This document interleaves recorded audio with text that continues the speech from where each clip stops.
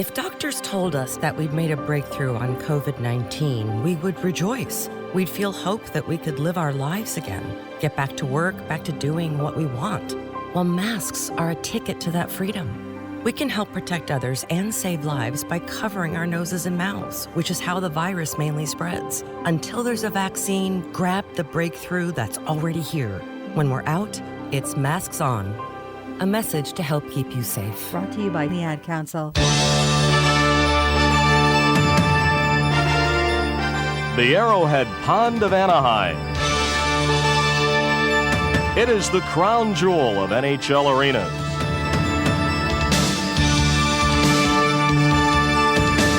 This would be the stage where Disney CEO Michael Eisner would build another Magic Kingdom. This one in the world of sport.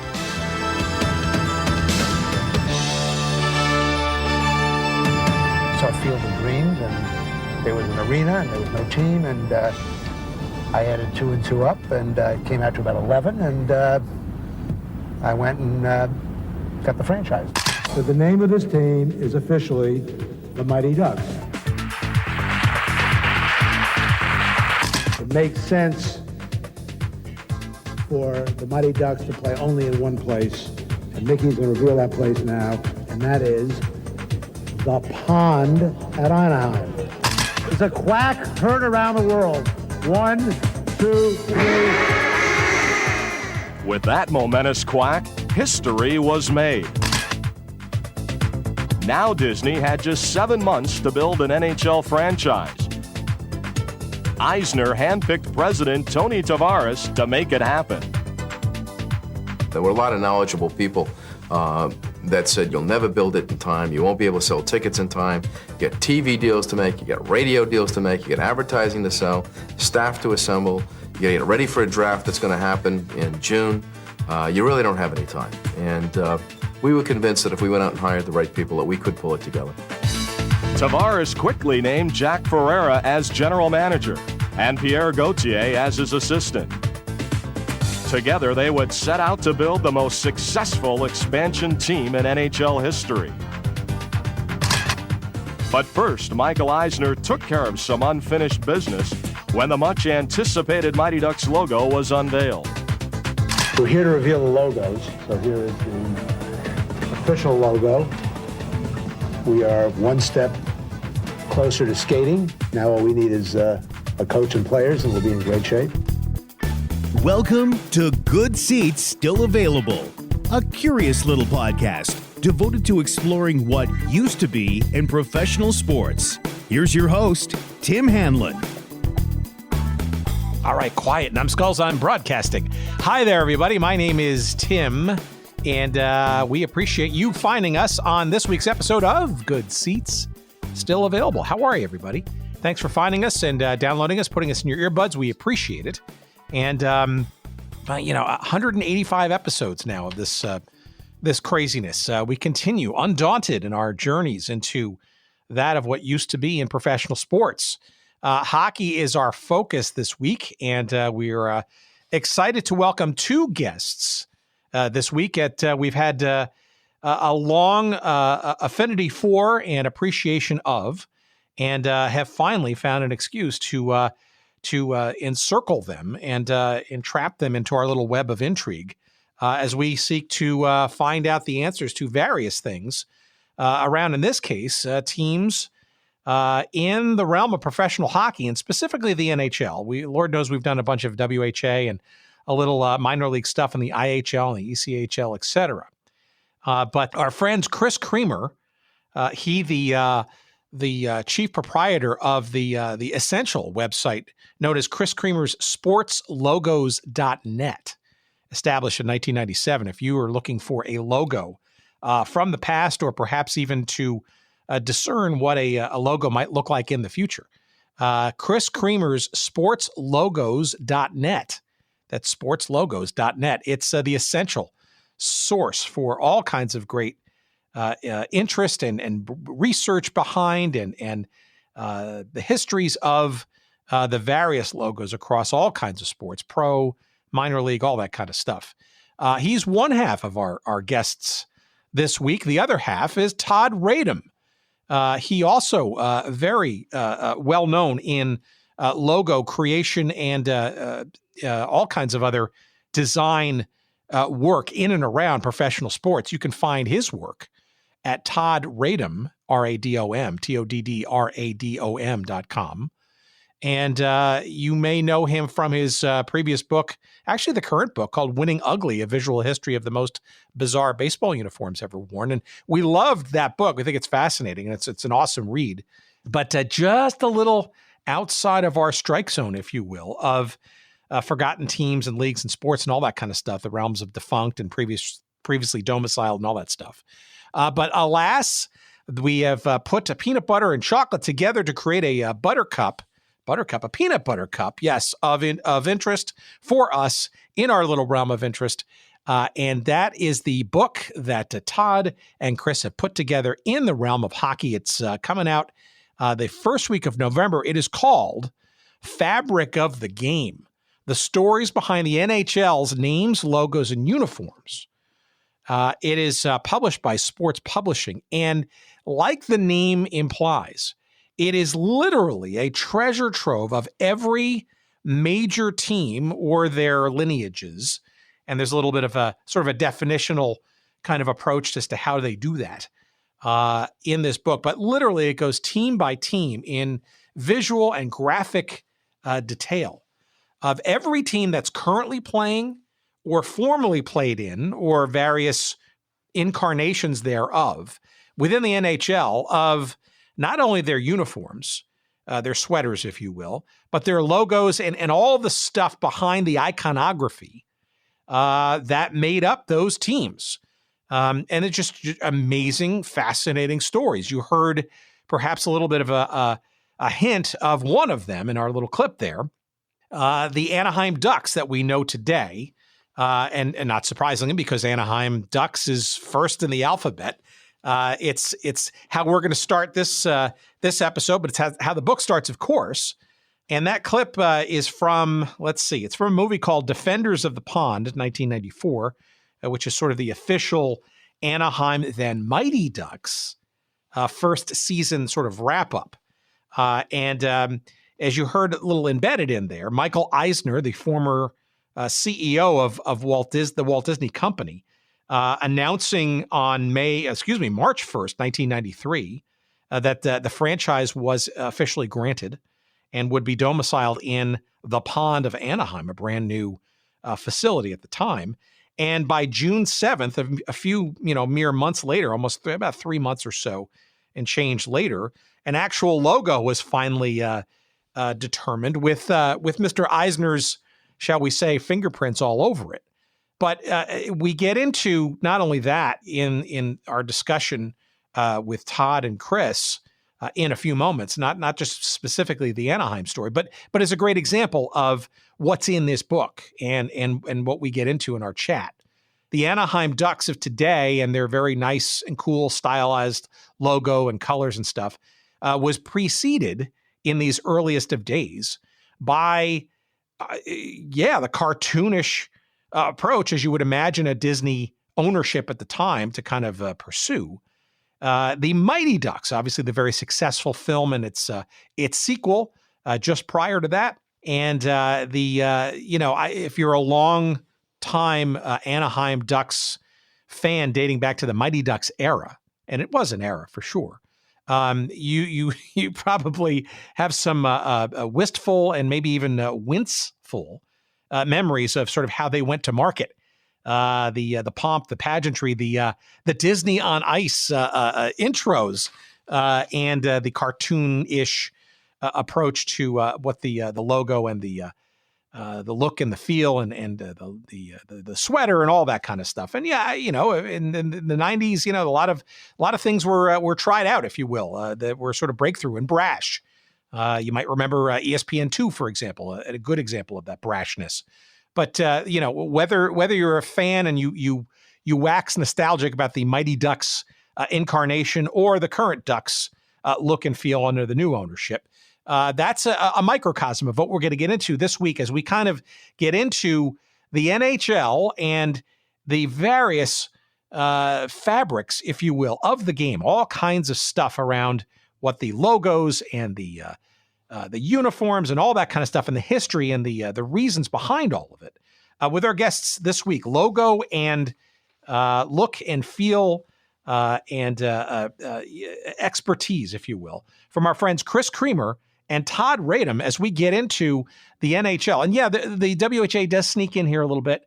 There is even some minor league stuff that sneaks in here a little bit because a bunch of the teams, some of which still are with us, and frankly, some not, got into the NHL from, shall we say, other routes, from other places, other leagues, actually. So we do touch a little bit on this. I hate to disappoint you WHA fans. And yes, I do grill Messrs. Creamer and Radom about this. They don't really get into the WHA per se. Lord knows there are great logos and jerseys and sweaters and all that kind of stuff, looks and feels and iconography from that. And you'll hear their answer as to why they decided not to sort of get into that, at least yet. Hint, hint, wink, wink. But Lord knows that the NHL, in all its history, and yes, even in the original six, there was absolutely a very vibrant history prior to the quote unquote original six. Lord knows the NHL has plenty of logos and stories to get into. And that's a book enough for sure. It's almost, it's almost 265 pages worth of stuff. So rest assured, there are plenty of stories embedded in what we're going to talk about this week, the NHL and the various fabrics, if you will, of the game. With Chris Creamer and Todd Radom coming up in just a moment's time. This is a hoot of a conversation, and we hope you'll enjoy it for sure.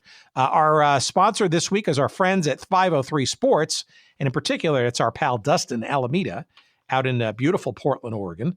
503-sports.com. They call themselves the king of throwbacks, and absolutely, of course, they are, especially when it comes to hockey. You want to make sure, not just, for hockey, there's all kinds of other sports represented at 503 Sports, 503-sports.com. But hockey is a great standout section. And if you're interested in some of these teams that we're going to get into in our conversation in a few moments, how about the Colorado Rockies? No, not the baseball team, but the previously domiciled version of what are now the New Jersey Devils. And obviously, before even the Rockies, they were known as the Kansas City Scouts. That jersey's there available for you there too at 503 Sports. You may know that 503 Sports fancy themselves as great creators and flame keepers, if you will, of great jerseys, great hockey, jerseys handcrafted with love, with the official 503 Sports logo of authenticity. They scour the internet and all the photography that's available out there to make sure that they get every detail correct. And not only the Rockies and the Kansas City Scouts, but as flame keepers, yes, the Atlanta Flames. The argument that I make, probably one of the best logos, certainly ahead of its time back in the day. You can get an Atlanta Flames jersey there. How about the original Quebec Nordiques jersey or any of the Golden Seals looks and feels? Sure, the Minnesota North Stars are there for you in jersey form. And all kinds of shirts and caps and all kinds of stuff. Yes, and even the Cleveland Barons for 2 years in their brief stay in the NHL during the 1970s. Indeed, all of those jerseys and supplemental T-shirts and caps and all that kind of stuff, among many other sports and many other leagues and many other offerings, are there available for you at 503 Sports. Again, 503-sports.com, and make sure that you use the promo code SEATS for 10% off all of your purchases. And that adds up. You buy a couple of jerseys and a T-shirt or two, you're going to be saving a hefty bundle by using that promo code SEATS, S-E-A-T-S, at 503-sports.com. The king of throwbacks they are. Hockey extraordinarily in this case, but lots of other great stuff. Check them out. The holidays are coming up, believe it or not, and a wonderful opportunity to get your holiday shopping done for the sports fan in your life. Again, 503 Sports, 503-sports.com. Thank you, Dustin, and thank you for not only checking them out, but listening to this tremendous episode with Chris Creamer and Todd Radom as we talk about logos and looks and iconography and graphic design. It's all in here as we talk about some of the hits and certainly misses of the history of the NHL. Here it comes. Please enjoy.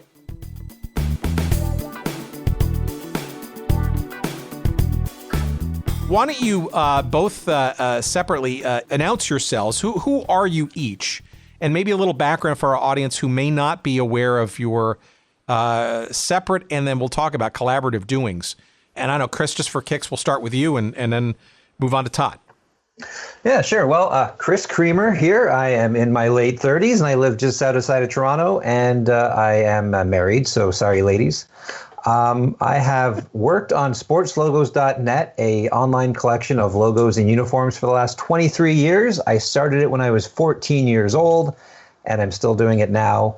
And it has led me to learn so much about this wonderful world of logos, and allowed me to also get to know great people like my colleague and designer, Todd Radom.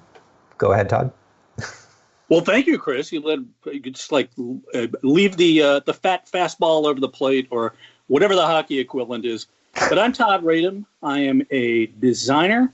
I am a brand consultant. I have been dealing with the images and for sports events, teams, leagues for just about 30 years now.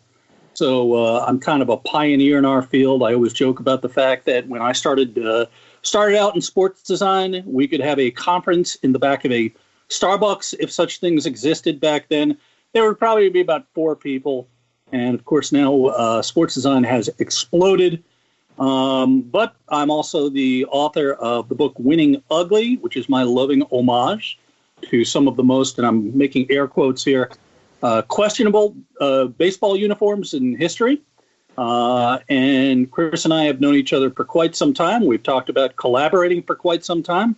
So to see this project, Fabric of the Game, come to fruition, and to be talking with you today, Tim, it is a great thrill. Oh yeah, I'm sure you're getting. I know I'm getting chills just thinking about it. But no, seriously. So all right, let's back up. So as I sort of alluded to, I mean, we've had some. We've kind of gone direct into sort of the intersection of sports and art. In particular, I remember a conversation kind of early on with a guy named Waylon Moore, who responsible for a number of things, including the iconic Atlanta Braves uniforms around the time of Hank Aaron's ascendancy to immortality with breaking the home run record and all that. The Atlanta Chiefs soccer team, the New York Cosmos, a team that frankly is the excuse that I use to get into this show, because that's what hooked me when I was a kid, and that sort of was the preteen, adolescent kind of sports hook. And then the abandonment of such. But maybe each of you can kind of tell me your individual, I don't know, rabbit hole fallings into around logos, iconography, and that kind of stuff. And then maybe a little bit of how how that sort of maybe took over your professional, or at least your just your general interest parts of your life. Like what is it about these images and the imagery and the iconography and even the uniforms and all that kind of stuff but why? That's the question. Why? Yeah. Hey, it's Todd. Let me take this first. Age before beauty, Chris. So I am in my late 50s, and I actually do know Waylon Moore. I actually had the opportunity to meet him in Atlanta 2 years ago, which was a thrill because like you, Tim, I've always had this fond appreciation for these modern designs that he worked on, but kind of a meandering answer, but I'll try to tie it up with a neat bow. I do what I do for a living, but I've been observing what I call the visual culture of sports, particularly professional sports, for as long as I can remember, since I was a kid, which is before Chris was born, well before Chris was born. So what was this like back in, to be a sports logo geek as a kid growing up in the 70s? Well, these things were not trumpeted beforehand. Licensing and marketing were, really in their infancy relative to what we have now. So if you were a kid like me, growing up in the New York area in the 70s, in the early 70s, you would turn the TV on, and opening day, the Mets might be playing the Cubs, and you'd say, geez, the Mets have these funky collars. They have gotten rid of their buttons, and they've gone to Henley shirts. Or in the case of expansion teams like Chris's Toronto Blue Jays, born in 1977, just, going to Yankees games in 1977 more than anything. So I could see the Toronto Blue Jays in their beautiful powder blue uniforms. So this affected me. It obviously influenced what I did as a professional. And in writing about this stuff, I have found that I love telling stories that people may not be aware of, and actually finding credits for designers who toiled long before me. It's always interesting, learning about these designers who were unheralded and vastly underpaid. Well, I'm 20 years Todd's junior, so my story is not going to be quite so retro delicious as his. Mine starts in the early 90s, and there was no internet, and I did have some sort of natural love for logos and design. I have no idea where it came from. My dad's not a designer. He's a sports nut, but he's not a designer. And it must run somewhat naturally in my body because my son now, who's only 7 years old, he's obsessed with it too. But when I was his age, 7 years old, early 90s, I used to look at the old, top sports cards, look at the logos. I'd try to draw them and learn about them. And the only way we could see an old logo was if I could find an old hockey card lying around the house somewhere. And we had a neighbor who found out I loved hockey cards and brought over this big box of cards from the 70s he had lying around. And that's where I saw, the Vancouver Canucks and their hockey stick logo for the first time in my life, and learned that there was a team called the Colorado Rockies and the Kansas City Scouts. And just seeing that there was this whole world of hockey that existed beyond my own knowledge of the sport, and it opened up this whole world that really appealed to me. And I can remember, taking the Canucks card up to my dad and saying, isn't this a little silly? Their logo is just a hockey stick. And, him pointing out, oh, that's a C. And then later on, showing him the old Milwaukee Brewers logo on the baseball cards too. And, why is their logo just a baseball glove? Oh, no, that's an M and a B. And those little moments are wow, these things are really interesting to me. They're really special. And I want to learn as much as I can as possible about these logos. And like Todd, being a logo nut, even though it was a little later than him, there still wasn't a lot of coverage of this stuff. And, just remembering for us here in Canada, hockey's the number one thing. And we would always watch, at least I would always watch the NHL draft just to see which teams had new uniforms. That was the only way I could learn about them because it wasn't covered anywhere else. And, just turning on a TV and seeing, oh, that's what the new St. Louis Blues uniforms look like. What are they thinking? They're crazy. And then looking around and nobody cares. Nobody wants to talk to me about this. And which is why, a few years later, when the internet came around, starting the website and learning that I wasn't the only person who cared about this sort of thing, that there were, thousands of people out there that wanted to learn about this and talk about it. It was a pretty cool feeling.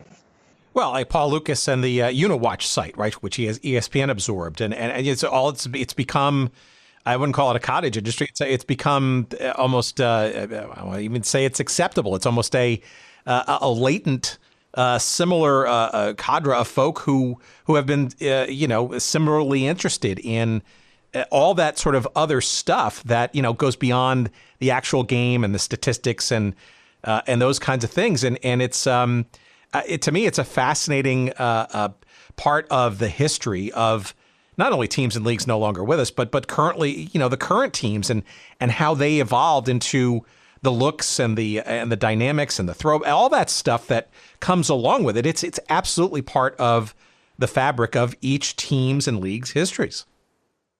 Yeah, absolutely. And I think one of the things that really is strewn throughout our book, like you, Tim, I think I can speak for Chris and say that, both of us are fascinated with history of all kinds. But some of these unusual teams that we didn't know much about before really diving into the book. the Hamilton Tigers of the world, an NHL team that played in the early 1920s. And even, for me, I remember the Kansas City Scouts around for 2 years in the 70s. The Colorado Rockies, the NHL version of the Colorado Rockies, of course, that you reference. But, we kind of challenged ourselves at the outset of this project to think about, just strip it down to the basics. Why are the Toronto Maple Leafs called the Maple Leafs? Forget the look. We're going to get into the look of it. And I think that, the NHL in particular is so interesting because, of course, the original 6 configuration lasted for so long. And then you had these spasms of expansion that gave birth to these new teams and consequently new names and looks. And, there was a lot to dig into over here and made us think. Yeah, and our very first episode about 3.5 years ago was the California Golden Seals, or was it the Oakland Seals, or was it the, you get the drill, right? So even the name of the team changed over time, but no one can forget, frankly, a lot of people don't even realize if they're of a certain young age or so. The I wouldn't call it garishness, or maybe I would, right? And a really good example of that 6-team great expansion in 1967, and that just again opens up a whole Pandora's box. But it's interesting too. You mentioned sort of, maybe the NHL almost trying to catch up. We've talked about it on a number of different episodes, right? I mean, by 1967, 1968, late 60s. Maybe I have the year wrong. No, I said it was 67, right? The NHL was almost behind the curve in terms of the fact that there were only 6 teams. But even it's interesting too, as we get into why this book and why hockey and all that stuff. The original 6 wasn't even that, right? Because you get into teams that were pre-original 6, which is the biggest of all ironies when it comes to this sport, the NHL. Well, the original 6 name is. It is a misnomer, but it's relative to 1967 because they had the 2 divisions, right? They had the original 6 division, the East Division, and then the expansion 6. So a lot of people, they like to slag on it. They go, well, they're not really the original 6, but they are versus the new 6 in 1967. But as you say, like the original 6, some of those teams didn't start playing in the NHL until the league's 9th or 10th season. So not really original. The league didn't even go to the United States until like the mid 1920s when they went to Boston. The NHL, born out of the ashes of another league in 1917, was down to just a handful of teams, and then expansion goes and fits and starts long before any of us were around. And I think it's fascinating because if you look at the first wave of new teams, whatever you want to call them, in NHL history. They're basically, meant to fill buildings in, some familiar places, but in some cases, new territory. The New York Americans, for instance. Yeah, I wanted to focus on them. They were the one team that kind of didn't sort of make that jump to the original 6, so to speak, and arguably one of the more memorable and iconic looks that you can ever imagine in hockey. Yeah, absolutely. And of course, they played during the era of the Great Depression.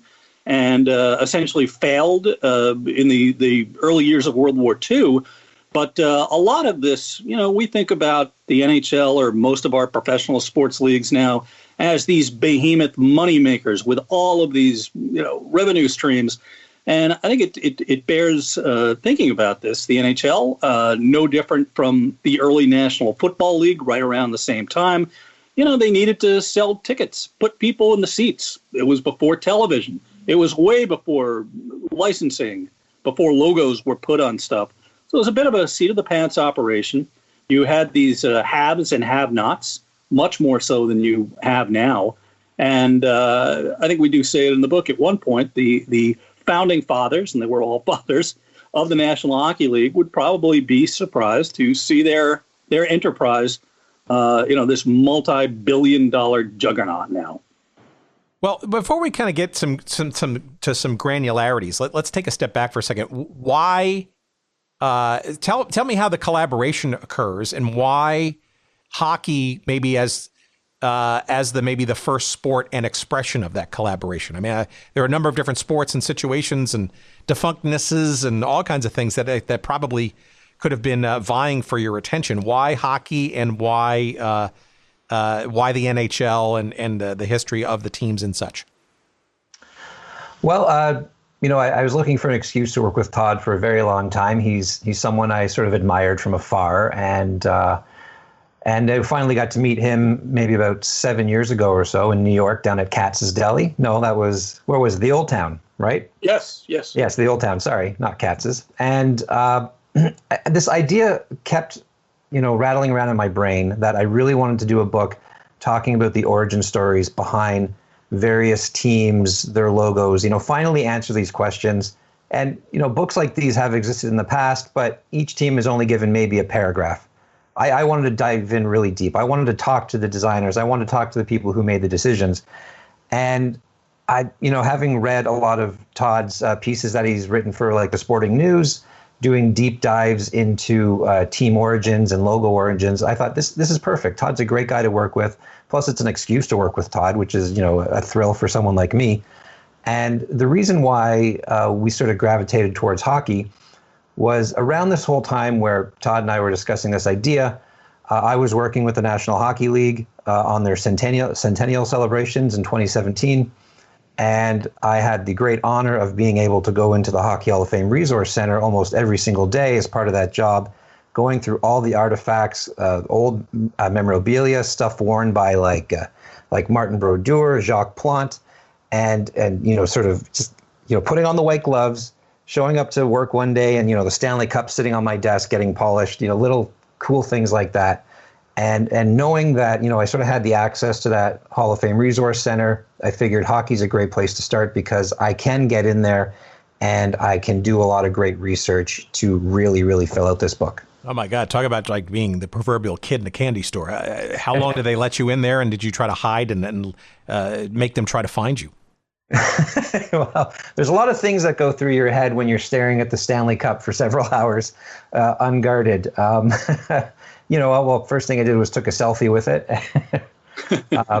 And I remember at one point there was a school group getting a tour of the area. And I looked over at them, and I caught a glimpse of two kids sort of peeking around the corner, staring at me as I was doing my work.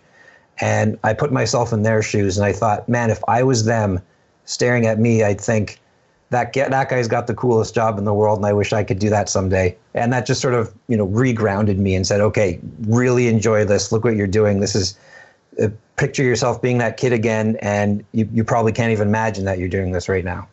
So give me a sense then of how you decided to sort of structure this, right? So, and the book is fantastic, and it's everything that you would think it would be with the title fabric of the game, right? It's the visuals, it's the looks of the sweaters and the histories sort of associated with those, whether they were, the coloring and the rationale and how it represented various things about the teams and their various and sometimes sordid histories. How do you, obviously a lot of it's framed in the actual teams and the various incarnations of those teams, but how do you sort of, and I guess it would sort of be expected, I guess, like, okay, we'll just go look at the list, dial up Wikipedia and look at all the individual versions of the teams and we'll just fill them in. But it's a lot more than that, right? Because some of these histories are actually entwined or dependent upon each other, or frankly representative of things. I mean, you mentioned the Great Expansion, right? Late 60s, culturally, including graphically and visually, right? Entwined with maybe how some of these teams go to market for the first time. So I guess the question in there is, how do you kind of go about sort of framing all this without maybe going down perhaps what I would imagine would be a rabbit hole of just all kinds of ephemera that you get exposed to by opening up this Pandora's box with all the artifacts and stuff? Well, I will be the first to go on record here and say that if Chris had his way, this would be a 29-volume encyclopedia containing 5,700 pages each. And that's because we had so much great stuff to embrace and think about. But, I immediately think about, we started talking about this project in the early part of 2017, right, Chris? Yep. And it started to come together when I flew up to Toronto in October 2017, just about 3 years ago. And Chris and I spent a couple of days with our friends at the aforementioned Hockey Hall of Fame Resource Center. Just, having credibility there because of Chris's association, and kind of, okay, we're going to approach. We want to tell the story of every team in the history of the National Hockey League. I like to point out the fact that this book includes the Montreal Wanderers, who played, I believe, 6 games in the league's first season. Their arena burned down. They won 1 game, but they're in here. And, for the purposes of this, complete thing, they are as important to the story as the Montreal Canadiens. So I go up to Toronto. We spend a couple of days up there. And I think it's fair to say that like any good Indiana Jones kind of scenario here, we started to dig and we found things in places that went beyond what we thought we were going to find.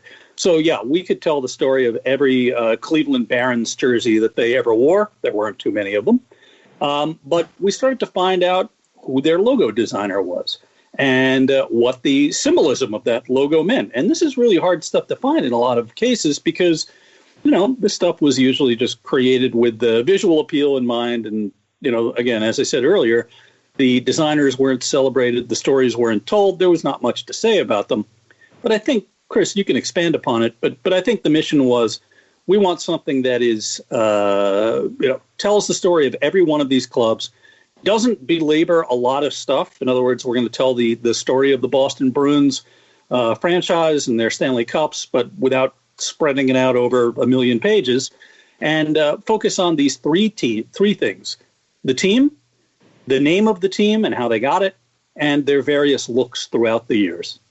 Oh, yeah, absolutely. And Todd is 100% correct. I wanted to go as detailed as possible and show every single uniform change and tweak over the years. I just can't help myself. He sort of brought me back to reality in the worlds of publishing. And, no legitimate publisher is going to publish a 3,000-page book about this. And that's okay. That's what my website's for. Well, no, and obviously both of your web's offerings are they're not only bookmarked for me, but they're just immense resources, right? The way Todd interprets stuff and the way Chris is sort of bibliographized, if that's a word, of logos and histories and stuff. So, all right, here's a truly geek question, but it's germane to the exploration that we find ourselves in this silly little show. I'm really curious as to how you demarcate which teams are featured in their own chapters and which ones are folded into a longer history. Like, so for example, right, the Detroit Falcons, as most hockey historians, and I don't consider myself one, but I do some crack research on the side. They were, obviously the Detroit Red Wings of today, very well known and long established, but there were 2 incarnations along their early history as the Cougars and the Falcons, obviously with their own logos and looks. But I'm assuming those got folded into the Red Wings versus them being separately called out, unlike, let's say, the California Seals and or the Cleveland Barons, who neither of which exist anymore, that the team terminated after Cleveland, but get their own separate entries in this book. So I guess what I'm getting at is, where do you draw the line on a separation and a versus a continuation, I guess, of story? Well, a lot of it had to do with, identities, right? And I'll get to the Detroit Cougars Falcons example in a second, but you look at the California Golden Seals and Cleveland Barons, despite, officially being the same franchise, those are 2 distinct identities, right? The fact that they moved, that's part of the story. However, the Golden Seals name, colors, logos have absolutely nothing to do with the Cleveland Barons name, colors, and a logo. Same goes with the Carolina Hurricanes and the Hartford Whalers. Same franchise, 2 distinct looks, completely separate of each other. Now you look at a team like the Calgary Flames or the Dallas Stars. We merged the Calgary and Atlanta Flames together. Same name, same colors. They moved, but essentially in terms of identity, they changed their logo and nothing more. Same with the Minnesota North Stars, the Dallas Stars. They even kept the same logo when they moved. So really it made sense to keep that chapter together. The Detroit Red Wings, Falcons, Cougars, along with the Toronto Maple Leafs, St. Pat's Arenas. That's the same franchise. They're thought of as the same team, as the same identity. So we treated that more of a change in logo or color scheme that also had a name change. It's really one team, one history group together. It made it a lot cleaner. Otherwise, we could end up with something like 70 chapters. If we could have done a California Golden Seals chapter, could have done a Oakland Seals chapter, et cetera, et cetera. Could have done 7 chapters on the Seals alone if we went with every name change. It just made sense to group things together a little more like that, a little cleaner. Yeah, and I think that if I could interject for a second, it's a great question here, Tim, and we did sort of agonize over the structure of this, and we funneled things through and we got into a good place. But I think the 2 weird outlier exceptions for me were the 2 different Ottawa Senators teams, which are not connected in the least. The Ottawa Senators of the early NHL years, they moved to St. Louis, became the St. Louis Eagles, and then folded after one season. And of course, the current Ottawa Senators are an expansion club. And the Winnipeg Jets are the other example, a WHA team. They moved to Arizona. They currently play as the Coyotes. And then the Atlanta Thrashers moved to Winnipeg 10 years ago or so and become what we know now as the Winnipeg Jets. We decided to lump those each into their own separate things, Winnipeg Jets 1, Winnipeg Jets 2, etc. No, I think that makes sense. And I'm rather flip when I ask the question, but it does matter, frankly. I mean, and not just from a quote unquote historical perspective, but, one of the questions that I constantly ask people who we talk about when we discuss a team or a situation, what I would generally call previously domiciled, is the sort of like, where does that history, if you will, and the right, shall we say, to do throwbacks and homages and histories and documentaries and all that kind of stuff. Where do those reside? And sometimes actually those are kind of murky, right? We're dancing around there are a couple of different graftings and or tributaries that kind of meander and cul-de-sac, I guess, to mix some metaphors.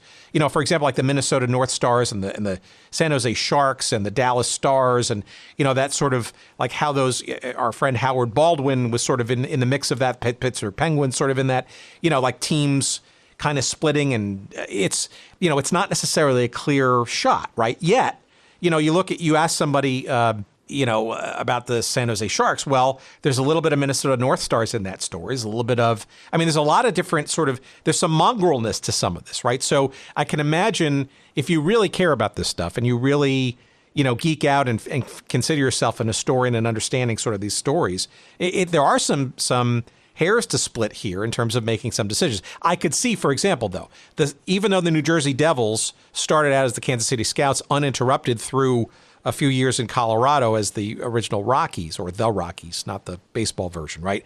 Totally makes sense to me that the Scouts, the Colorado Rockies, and the New Jersey Devils, very distinctively different, right?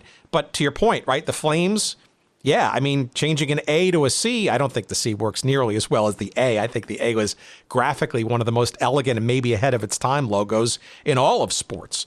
But I think, frankly, that when I was reading through all of this, it feels more authentic and genuine and like you cared. And I think that matters, frankly. Well, that's great. I appreciate that. We appreciate that. And I think along those lines, the grafting and, sometimes these are not clean origin or conclusion stories. I was struck by the fact that there are a couple of early NHL teams, the New York Americans that we referenced before, the Philadelphia Quakers were another. In looking at some of these chapters, we found that, were the Hamilton Tigers too. Was the franchise terminated? What happened there? And in a couple of cases, these teams folded and they kind of hung around as ghost teams for years. They're an example of the fact that I believe the Quakers, who folded after one season, they kept knocking at the door of the NHL and they were finally terminated in the late 30s.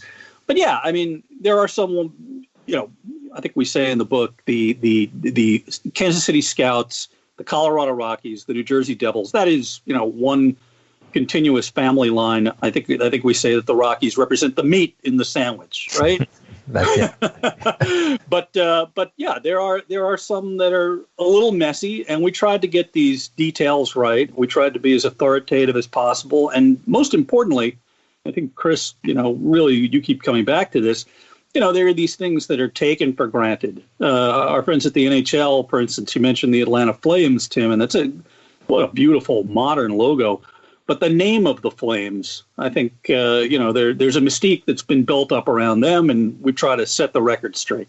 And what I love about the Flames story is that, like later on when they moved to Calgary, they end up keeping the name. And you think, well, they just kept the name. They didn't do anything about it. But what Todd and I learned in this research is that the Calgary Flames, they actually held a Name the Team contest when they relocated. And they just happened to pick Flames as the winning entry because it was such a good name and how it now represented the oil industry of Alberta. And they loved the color scheme, and it could turn into a cool logo. They wanted to keep the Atlanta Flames logo, right? They wanted to say the A stood for Alberta. Todd, correct me if I'm wrong. Yeah. And to me, you just see, okay, they moved, they kept the name like every NFL team does. But no, they actually went out, they had a contest, and the fans love the name Flames so much that they just picked it again. Yeah, and that certainly speaks to, but it also brings up some other questions, right? So the second incarnation of the Winnipeg Jets, right? Who gets the history, if you will, of the original Winnipeg Jets, right? And there are arguments to be made that, well, they're a brand new franchise. They relocated, and the old Jets, are really, their history is in Arizona, right? But it's a reincarnation of the team in Winnipeg. So or Minnesota North Stars, right? It's probably even more complicated, right? There's the Dallas angle, there's the San Jose angle, and there's the Minnesota Wild angle, frankly, because it's the team that came back to the Minnesota St. Paul metropolitan area. And there's the generation or two of fans that remember the Minnesota North Stars back in the day, right? Let alone the Fighting Saints, which is another story. But and I'll get to that in a minute, right? But it's not important, but it is important, right? And at least to me, it is. And anytime throwbacks come into play, or we talk about the Hartford Whalers being probably the most popular in terms of sales of any of the former teams in the league. So actually, I think even outselling some of the current teams in terms of merchandise. There's power in these logos, in these memories, and what these teams were, and frankly, where their histories lie, either in people's minds or maybe when it comes down to dollars and cents, economically. Yeah, I mean, to your point, Chris, I'm sorry, Tim, I think that once upon a time, this was pretty straightforward.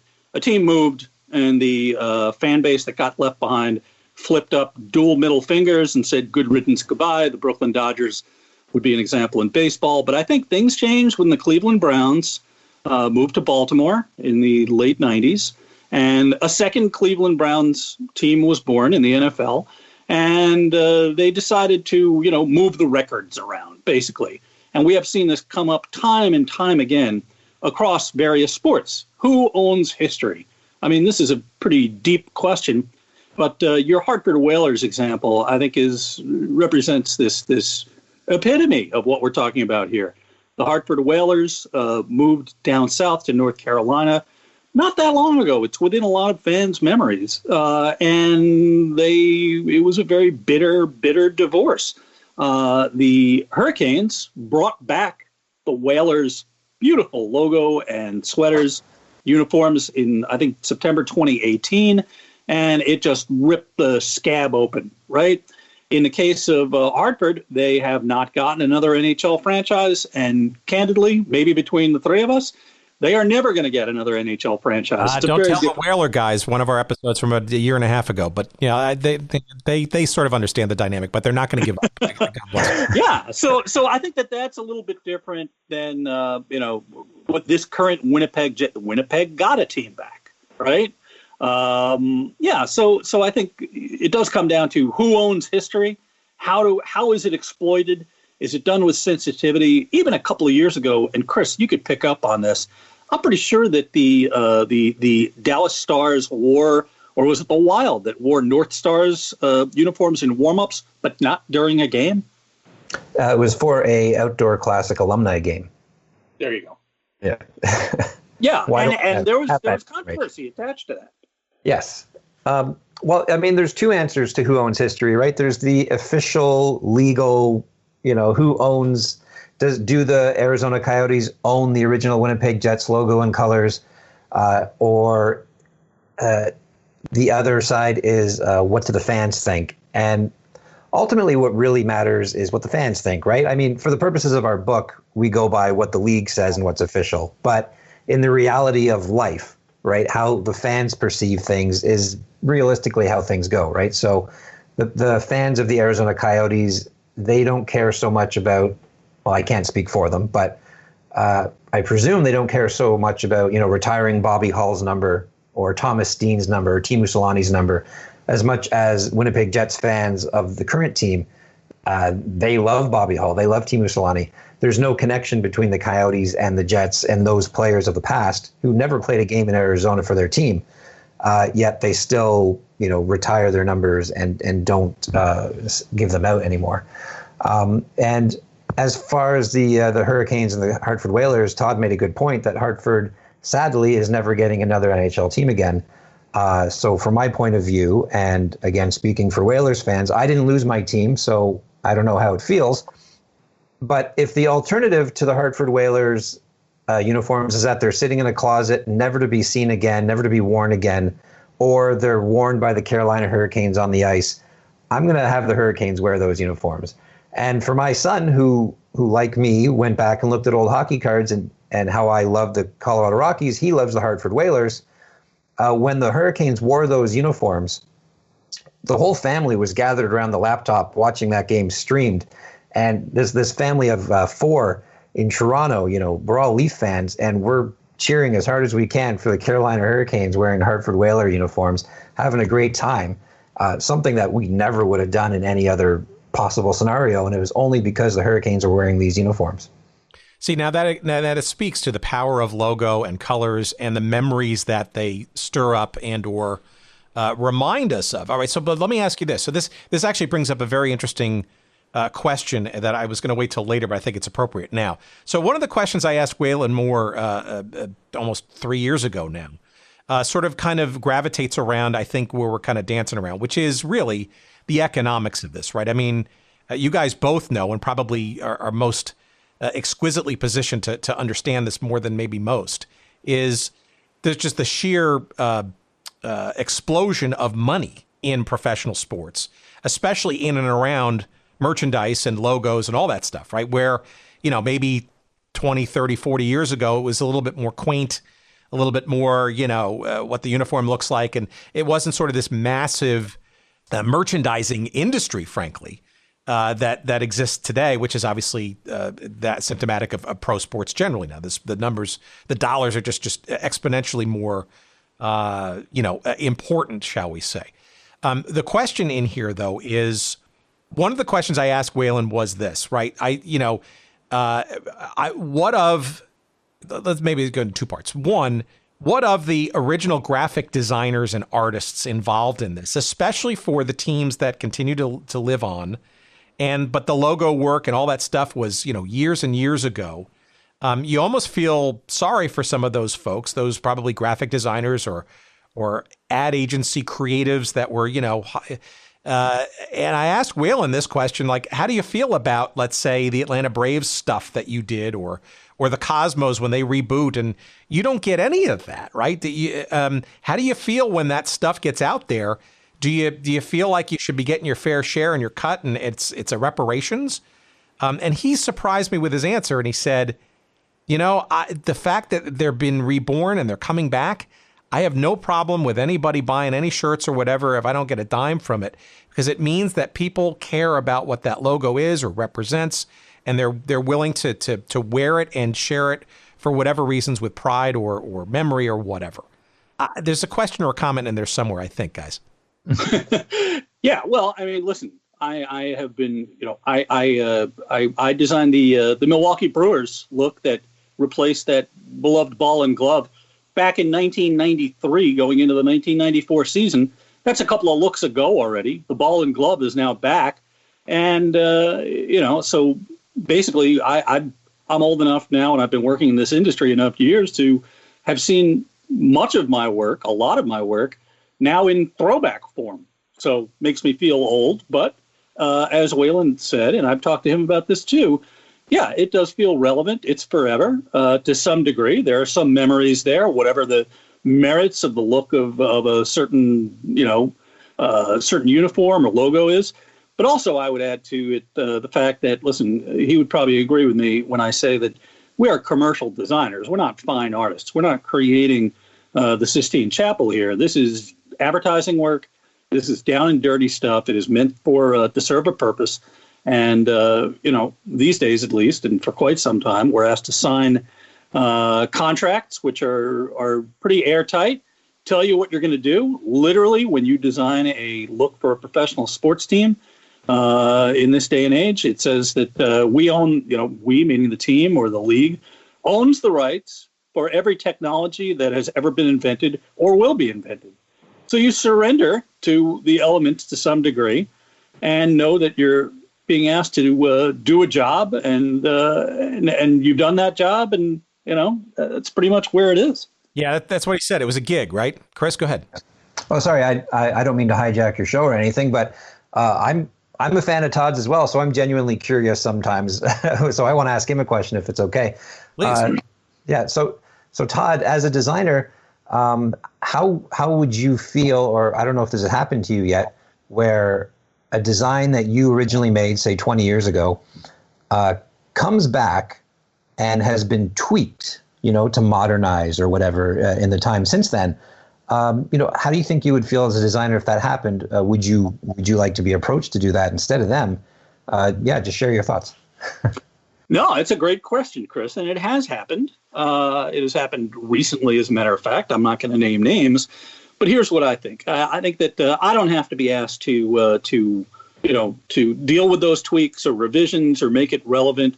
But I would hope that the person who is given that chore handles the job with sensitivity and strategy in mind, because our sports logos, as much as we love them, they are more than just pretty pictures. I always say that, listen, 30 years ago when I first started doing this stuff, our biggest challenge was, will it look good in one color on a fax cover sheet? Well, now these things get huge. They scale down to gigantic sizes in many instances, and they scale down to small sizes, the likes of an avatar on Twitter. How does this stuff get embroidered? So I'm thinking of a specific instance in which something I had worked on not really that long ago was revised and was revised in a way that I say, somebody just put a 12-story addition on a Cape Cod house. It made no sense. Yeah, and that's got to be hard, right? But it's a lot like what Wayland said. At the end of the day, it certainly back in the day, it was a gig, right? And it's not like you didn't get compensated generally, depending if the teams could pay the bills or not. That's another issue. But yeah, I guess there is something that sort of there's the economic thing, and why wouldn't you want to be compensated for the gargantuan businesses that these things are part of? But then there's also it does speak to the psychic part of it, right? Because it's something that you've created. It's something that's part of teams and memories of fans and history and all that. And that's lasting, right? You can't, proverbially, I guess, put a price on that, because that didn't exist before you or said graphic designer or artistic, gig, brought it into life. But back to hockey for a second, and specifically, right? We could go on and on about the various teams and stuff. I'm curious though. Obviously, for teams like the Oilers, the Carolina Hurricanes, and the Avalanche, and all of those got their starts, if you will, mostly from the WHA, and really those are kind of the only. And obviously there are a few other teams like the Canucks that kind of got started with some previous NHL minor league status of such. And obviously you reach back a bit into each of those, because that's the origin story of those particular franchises. Why not also and I think I know the answer to this, but why not also, for kicks, throw in the WHA generally, given the, outlandishness and perhaps even just all-out, craziness of some of those logos and uniforms too? Or was the the NHL just a big enough challenge in and of itself to not go into the full-fledged WHA as well? Kind of funny. We were just talking about this morning, Todd. Yep, exactly. Because if there's a second edition, I'm just telling you right now. Oh, what I joked. I said, it should be some sort of expansion pack add-on that we should do one day. I mean, the identities of those WHA teams are just so fun, and the information on them is largely lost because as those teams die off, their histories get forgotten, sadly. And that is something I would love to dive into one day and explore just as in-depth as I did with these teams. And, perhaps that's an idea for the future sometime. But going back to what Todd said earlier, that would just create a gargantuan book if we were to include all the WHA teams, because there were so many of them, so many that you forget about. Some of them only played 1 or 2 games. Some of them never played a game. The Quebec Nordiques, for example, started off in San Francisco, and they never played a game there before they moved to Quebec. So, yeah, in the interest of keeping this to, something that you can carry without hurting your back, we limited this to the NHL. Yeah, and if I could, I am, again, the age that I am, and when I was a kid, one of the ways that I could feast on my logo geekdom was writing away to teams and asking for pocket schedules or yearbooks, printed yearbooks, that kind of thing. And I still have an envelope, and in it are 6 or 8 decals of WHA teams, 1978, 1979, somewhere around there. The Indianapolis Racers are in there. Just such expressive, amazing logos. And I thought it was cool then, the New England Whalers, right? And I really do think it would interestingly, it would because of the fact that WHA existed in the early 70s, the research wouldn't be onerous. There are people who are alive who worked on this stuff. We could track them down. I think it deserves its own separate volume. Yes.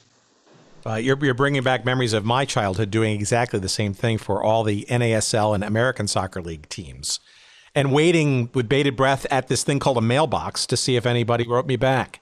And I think that's kind of maybe where, sort of the iconography and the logos and the colors and all that stuff really start to hit home. And then you start to kind of identify and sort of attach memories to those teams and that time with the colors and the images that strike out. Let me get some from both of you individually. Pick a team or two or a story or two that you found especially stand out, or maybe didn't really know or thought you knew going into it, that through your research and the findings that you came up with, that kind of just stick out in your mind as sort of being must read when one gets this book. Todd, go ahead. Tell your Cleveland Barons story. Oh, the Cleveland Barons. All right. We've talked more about the Cleveland Barons here, gentlemen, than anyone has spoken about the Cleveland Barons in a long time. So, in a nutshell, the Cleveland Barons, they played in the National Hockey League for 2 years, but prior to then, they were an American Hockey League franchise for many years, a very successful franchise. Really, a franchise that was on the cusp of NHL membership for quite some time. But anyway, the Barons, and it does come back to the WHA because the Cleveland Crusaders come on the scene in the early 70s. The Barons had to go. They move away, but their name is still retained by, I believe it was Nick Maletti, who also had an interest in the Cleveland Cavaliers. So the name is up for grabs, and the California Golden Seals want to move to Cleveland, and they want the name Barons. And the story goes that Mel Swig, a great, great name, is the owner of the Cleveland team in the NHL that does not have a name. And he contacts Nick Maletti, the man who moved the AHL Barons, I think, to Florida a couple of years earlier. And he says, what's it going to take for us to obtain the rights to this, to this name? Figuring there's going to be some serious negotiation. at the end of the day, and we do have it in the book, Maletti says to Mel Swig, I want you to take my wife and I out for a nice dinner, and I'll transfer the name. And that's how it came about. That's it. And all it took was a nice dinner. No vaults full of gold coins. Can you imagine these days? I have one more story before Chris jumps in, but I love the fact that the Detroit Red Wings, as you mentioned earlier, Tim, the Red Wings, of course, were the originally, of course, the Victoria Cougars, playing out in British Columbia. They win the Stanley Cup. We don't necessarily consider this a straight move, but the majority of that roster becomes a Detroit franchise in the NHL in 1926. They become the Detroit Cougars. Well, after a couple of years, management in Detroit decides that they want to change the name of the team, and they have a contest. And what was the reason for this? It was because of the fact that, and we found multiple contemporary examples of the fact that people in Michigan, fans of this team, could not pronounce the word cougar. They were calling them Cowgers or Cowgers. And we have a couple of specific quotes. And one of the reasons is that the Cougars, or Pumas, mountain lions, whatever they might be, they were native to Victoria, Vancouver Island, but not so much in Detroit at that time. Interesting. You think it'd be more, that's hard to believe, right? Truly hard to believe. It was truly hard to believe. But like I said, we found so many instances in newspapers from the early 1930s that were not joking. And it's an absolute fact. So wonderfully strange. And of course, the Red Wings are the Red Wings. We don't think about these things. But there you go. What about you, Chris? I have a couple of little facts that I want to share, and things that I learned and I loved. For instance, going back to the California Golden Seals, I discovered a name that seemed to have been lost to history when going through all these old news articles. And that is in between the time when they were called the Oakland Seals and the California Golden Seals in the fall of 1970. They didn't go from Oakland to California. They temporarily had their name changed to the Bay Area Seals. There you go. This is 2 weeks. I love this. Yeah. Okay, here you go. So for 2 weeks, Charlie Finley, he bought the team. His first press conference after owning the team, he said, I don't know a damn thing about hockey, which is a great way to introduce yourself to the sport. First thing he does is he changes the name of the team from Oakland Seals to Bay Area Seals because he wants to represent the whole Bay Area. Why wouldn't you, right? You get the fans from San Francisco in there. They play 2 games as the Bay Area Seals. Just 2 games. I believe they lose them both. Charlie O'Finley comes out and says, I'm changing the name of the team to the San Francisco Golden Seals. They never played a game as that name either. A couple days later, they're the California Golden Seals. So within 2 months of Charlie Finley owning the team had, 4 names? I lost count already. And I couldn't believe that. And this Bay Area Seals name, which just got completely lost to history. It's not acknowledged by the NHL anywhere. I didn't have it on my site anywhere, and now I've made sure it's everywhere, and I made sure it's in this book. Have you were you been able to document, like with a photo or two, of any of the games with, and was the name Bay Area even on any of the programs or uniforms or any of that kind of stuff? Any examples of that around? Wasn't on any uniform. The uniform's the same as what California wore. It just said Seals across the front. But I have found several pennants and some merchandise where it actually says Bay Area Seals. You can find them on eBay. That's fantastic. I didn't even know that. And we've done 2 episodes on the Seals, so how about that? So go ahead. You had another one too, Chris.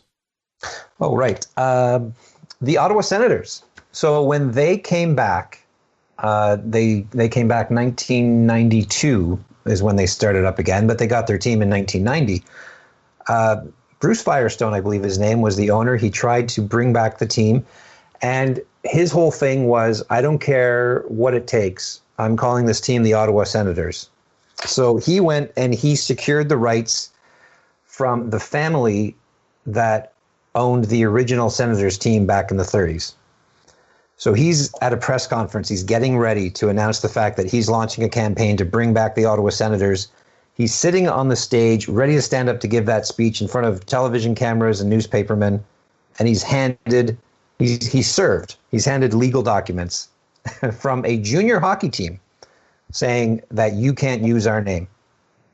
So imagine you're about to give that announcement and you just been served legal papers saying you can't use the name. He goes up, he gives the speech, he completely ignores the fact that he got those papers. The family who owns the rights to that team, they go to the papers saying, we don't know what they're talking about. We own the rights to the name. Eventually they come to an understanding, in the NHL money talks, and the Ottawa team is named the Senators. The junior team gets to retain the name. They're called the Ottawa Junior Senators going forward. They only last a couple more years. But in the end, everyone's happy. Yeah, and perhaps maybe part of the reason why they've never won an NHL championship. But, fortune favors the bold, though. Imagine, no, but movers and shakers. They make things happen. And I think the Senators are probably one of the more just solid and vivid and evocative logos there is in the league. Actually, I think it's very well done, and it deserves to be resurrected and maintained going forward. Right. So I could see why. We can't divine why he was so passionate about it, but that logo, that makes a ton of sense, right? The government's seated there, all of it, right?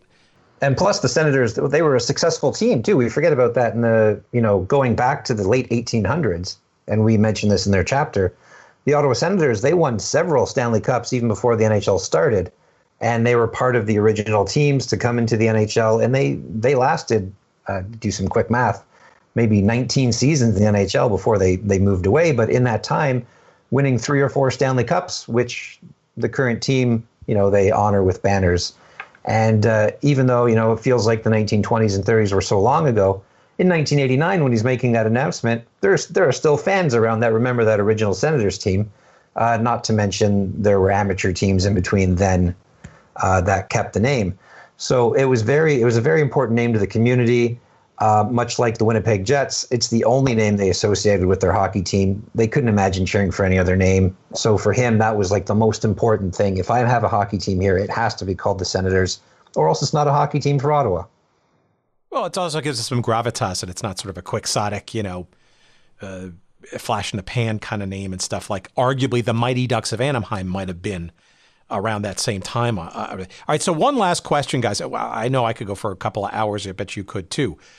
How about any things that just went, or maybe frankly still are, horribly wrong when it comes to uniforms and logos and identities along the way? I can think of maybe a couple in this NHL story, but are there any ones that are just either currently comical or woefully misguided in history that you were able to unearth that was just a head scratcher when it comes to iconography and color schemes and identity? Wow. I mean, I think that part of the story of professional sports is that teams experiment sometimes. And I will say, as again, for the umpteenth time, as a designer who was working in this space in the 1990s, this was a period that of great experimentation. And, we talk in the book about the fish sticks, for instance, the New York Islanders. The New York Islanders, who won multiple Stanley Cups, this, cherished visual tradition of that people associated with these winners. And they went for this clean break that was very, very out of character. And, of course, 20-some-odd years later, quarter century later, they look like the New York Islanders substantially of 1972 when they started, much less the Stanley Cup champion New York Islanders. I do want to point out the fact that, again, in the 90s, it was a period when licensing was booming. We talked about this earlier. There was this very tacit appeal to youth and to popular culture, which is why we have the Mighty Ducks originally, why you had the Toronto Raptors, for instance. A lot of focus testing coming into play at this time.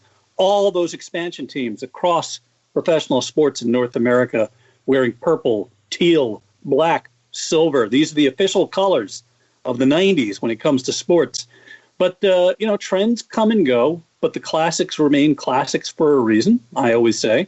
And, things settle down. So you did have teams that went way, way out there and pulled back. And just briefly, I think even looking at a team like the Philadelphia Flyers. The Flyers are this, I think, kind of a modern classic. I think they're appreciated as such, and it's a little bit different because of the fact that this is a Philadelphia team that's wearing not red, white, and blue, but orange and black. There was a time that they kind of gilded their logo a little bit, made it dimensional, and threw some silver in the mix and some other things. Boop, they come right back to where they were when they won those 2 cups in the 70s. Yeah, and when you asked that question, my mind immediately went to the 1990s. There was just so much that happened in such a quick time back then. And as a teenager then, I was that target market, right? They were designing those logos for me, and it was very, very exciting to see what team was completely throwing away their history every year and just and completely ignoring everything that they had built up to that point. What team's going to do it this year? And it seemed like nothing was untouchable, at least from the perspective of 15-year-old Chris Creamer.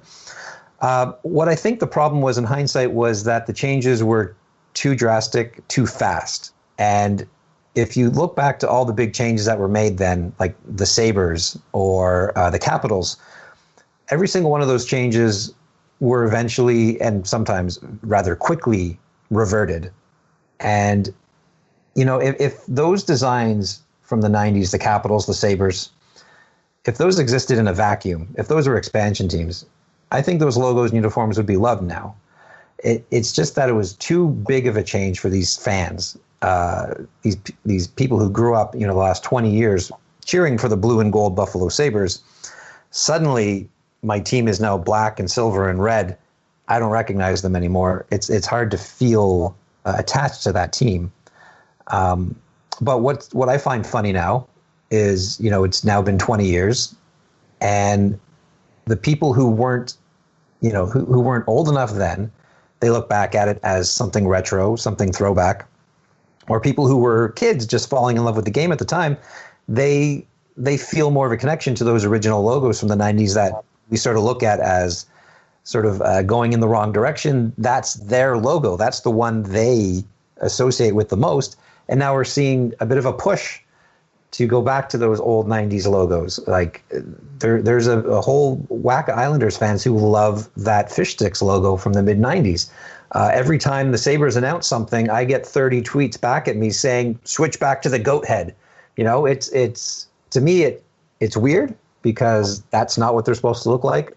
But thinking from the perspective of those fans, that's what sort of makes them feel more comfortable. Hey, that's my team. That's my logo. Those are my colors, not the blue and gold. I grew up with the black and silver, for example. So it's kind of funny to watch it sort of go in a cycle. 10 years from now, are the Sabres going to be switching back to black and red? I don't know. But the people who grew up in that era, they will be working for the Sabres. They will be the ones making the decisions. They'll be the ones buying things. And maybe that'll be motivation enough to make the change again.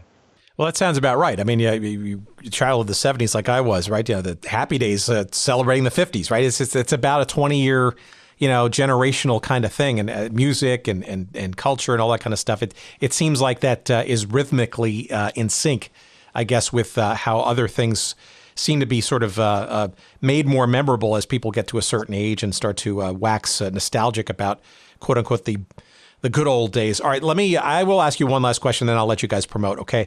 And this really is more a tinge towards where the future is going. And I guess most specifically, the 2 most recent franchises in the NHL, the latter of which hasn't yet to play a game. One's obviously the Vegas Golden Knights, and what seems to be, frankly, a very meticulous and well thought out and, frankly, heavily invested in process for the new team in Seattle, the Kraken. What are your thoughts about each of those 2 teams? Do you think they've gotten it right? Do you think those are going to stand the test of time, or how do you think that they have created good histories for themselves given their relative recent arrival on the scene relative to the gobs of other teams with such longer histories? I think it's interesting. I will, first of all, say that I think they did get it right in both instances. Adidas, working with the teams, working with the NHL, came up with these looks that I think are, yes, rooted in tradition.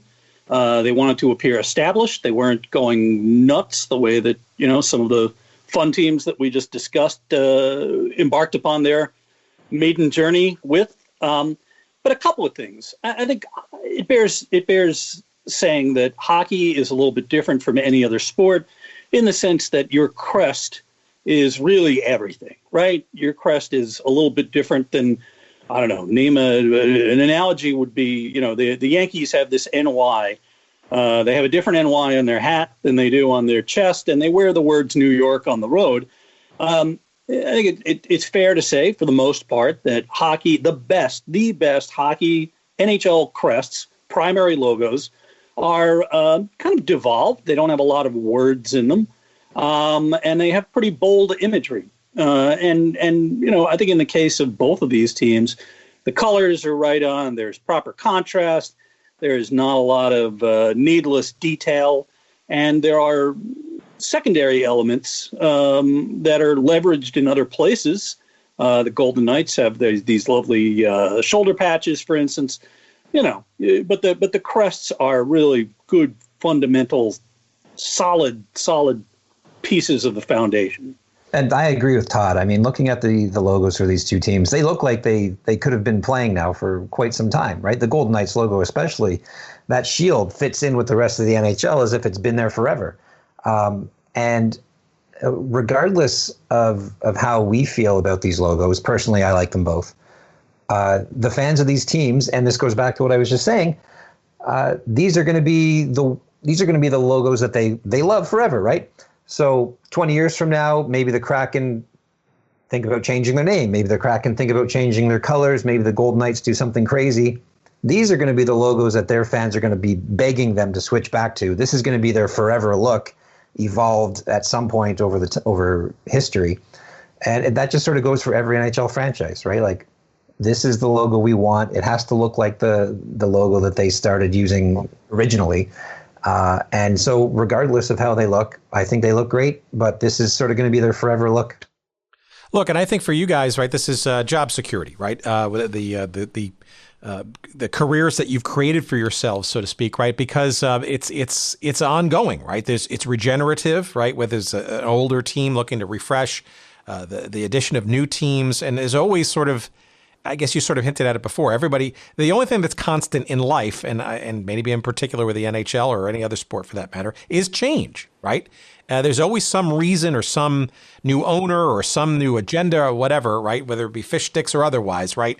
That kind of either modernizes or wants to go back and retro or whatever. And that's what makes this book just absolutely fascinating. And if this is your first collaboration, I hope it's the first of many, because Lord knows I can think of other, not only adjacencies in hockey, but other leagues and teams and all that kind of stuff. And I'm sure you don't need my suggestions of that, but I'm sure if you have any modicum of success with this, which I'm sure you will, I think you've got some nice runway for other topics to come. Why don't you guys promote? I know as we record this, and maybe before when we drop this, I'm not quite sure when we will, but it may be just not quite yet available. But I'm certain or pretty certain that it's going to be available for pre-order and all that kind of stuff. What do you give us some promotional stuff as well as not only where to buy it, but maybe some of the other things that you want to do to help support it?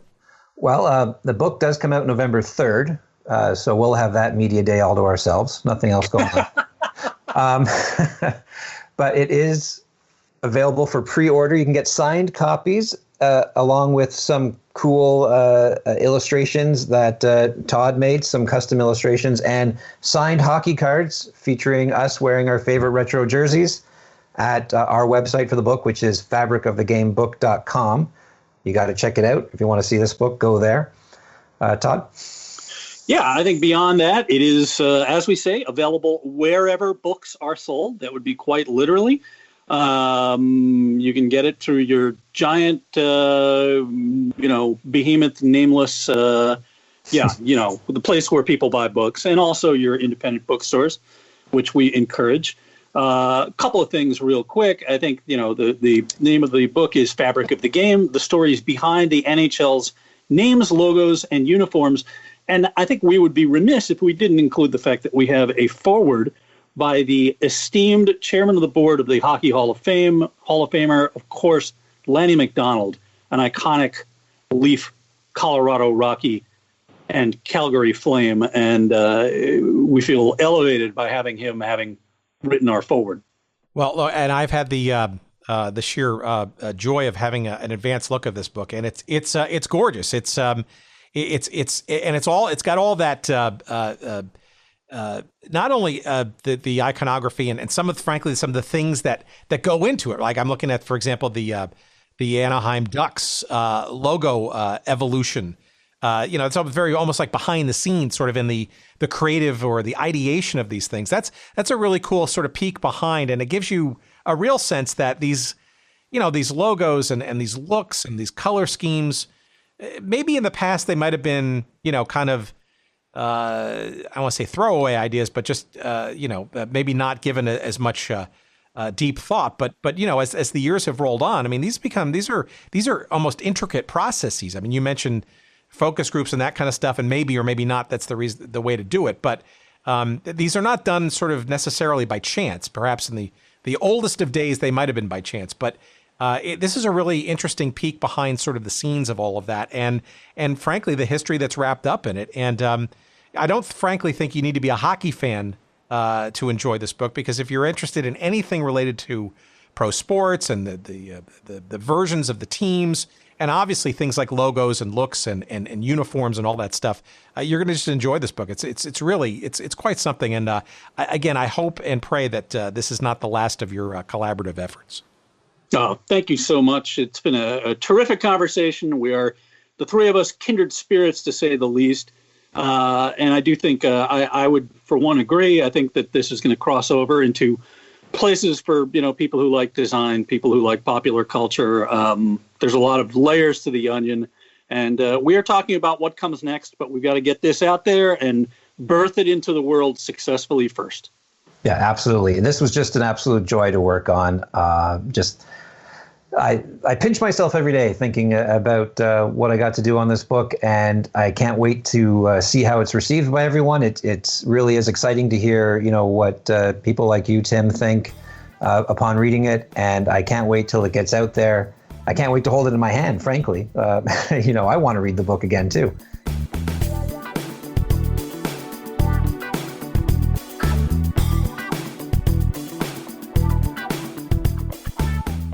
Our hearty appreciation to Todd and to Chris, a tremendous delve into hockey history, and lots of places for you to follow up. So here we go.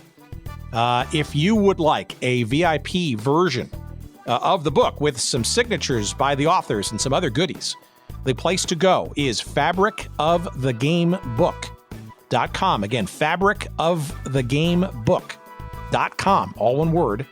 And you will find a direct connection to the publisher, and you can order in advance if you're listening to this episode prior to November 3rd, that interesting day in the United States. You can pre-order it if it is November 3rd or afterwards, and this nation is still standing.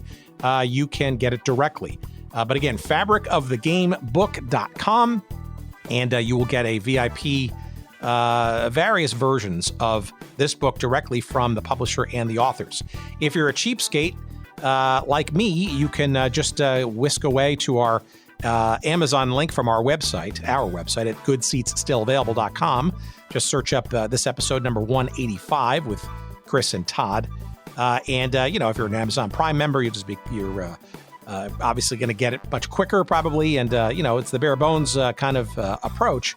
But if you're lusting for any morsel of what we just discussed, that's the way to most easily do it and maybe support our show in the process.